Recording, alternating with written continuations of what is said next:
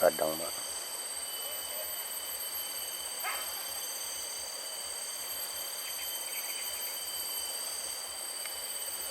Kadang mak.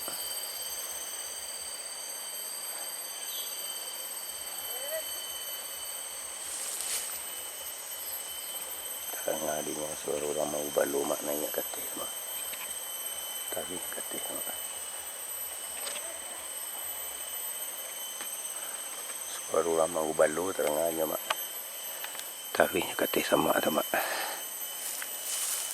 Jatihnya jatih. Terangnya suara dia induk mau balu jawi mak.